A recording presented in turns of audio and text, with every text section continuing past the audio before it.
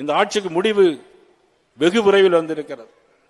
நீங்கள் எக்காரணத்தை கொண்டும் துணை முதலமைச்சர் இருக்கக்கூடிய உதயநிதி ஸ்டாலின் அவர்களை ஒருபோதும் நீங்கள் தமிழகத்துடைய முதலமைச்சராக ஆக்குவதற்கு இந்த மக்கள் தயாராக இல்லை என்பதை நிரூபிக்கின்ற கூட்டம் தான் இன்றைக்கு மேட்டூரிலே கூடியிருக்கிற கூட்டம்.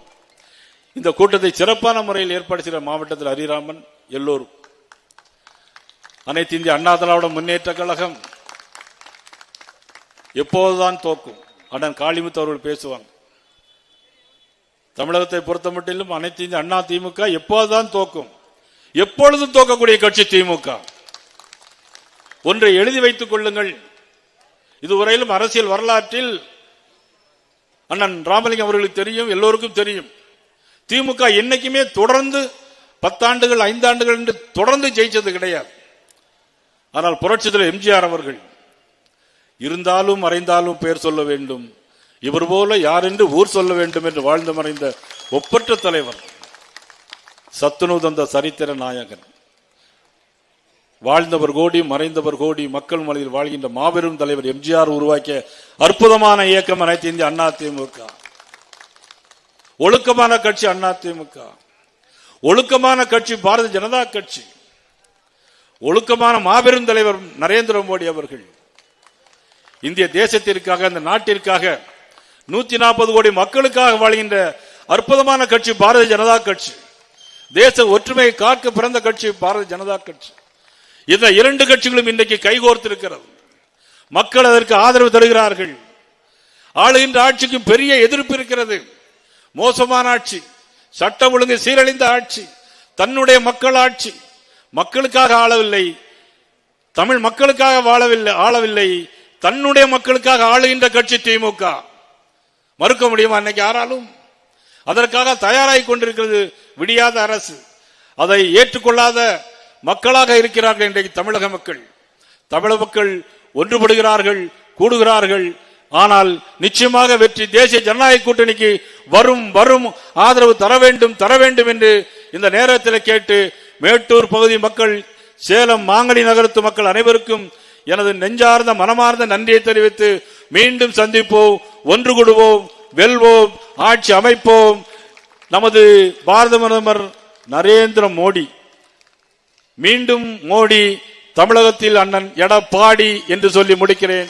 நன்றி, வணக்கம். இந்த ஆட்சிக்கு முடிவு வெகு விரைவில் வந்திருக்கிறது.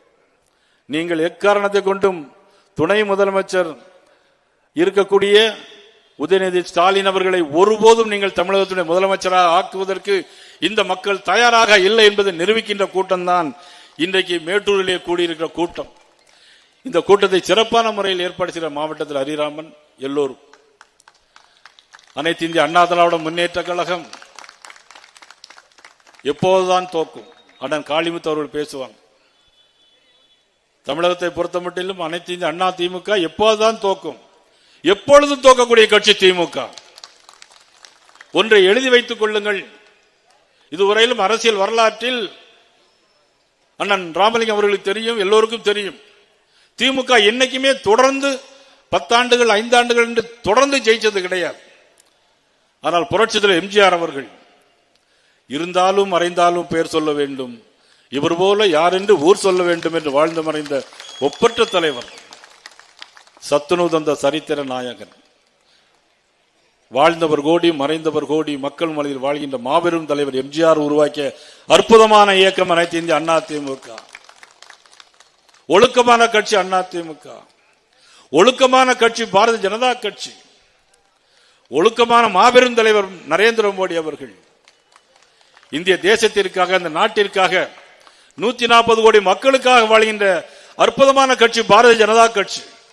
தேச ஒற்றுமையை காக்க பிறந்த கட்சி பாரதிய ஜனதா கட்சி. இந்த 2 கட்சிகளும் இன்றைக்கு கைகோர்த்திருக்கிறது. மக்கள் அதற்கு ஆதரவு தருகிறார்கள். ஆளுகின்ற ஆட்சிக்கு பெரிய எதிர்ப்பு இருக்கிறது. மோசமான ஆட்சி, சட்ட ஒழுங்கு சீரழிந்த ஆட்சி, தன்னுடைய மக்கள் ஆட்சி. மக்களுக்காக ஆளவில்லை, தமிழ் மக்களுக்காக ஆளவில்லை, தன்னுடைய மக்களுக்காக ஆளுகின்ற கட்சி திமுக. மறுக்க முடியுமா? அன்னைக்கு யாராலும் அதற்காக தயாராகி கொண்டிருக்கிறது விடியாத அரசு. அதை ஏற்றுக்கொள்ளாத மக்களாக இருக்கிறார்கள் இன்றைக்கு தமிழக மக்கள். தமிழக மக்கள் ஒன்றுபடுகிறார்கள், கூடுகிறார்கள். ஆனால் நிச்சயமாக வெற்றி தேசிய ஜனநாயக கூட்டணிக்கு வரும் வரும் ஆதரவு தர வேண்டும் என்று இந்த நேரத்தில் கேட்டு மேட்டூர் பகுதி மக்கள், சேலம் மாங்கனி நகரத்து மக்கள் அனைவருக்கும் எனது நெஞ்சார்ந்த மனமார்ந்த நன்றியை தெரிவித்து மீண்டும் சந்திப்போம், ஒன்று கூடுவோம், வெல்வோம், ஆட்சி அமைப்போம். நமது பாரத பிரதமர் நரேந்திர மோடி, மீண்டும் மோடி, தமிழகத்தில் அண்ணன் எடப்பாடி என்று சொல்லி முடிக்கிறேன். நன்றி, வணக்கம்.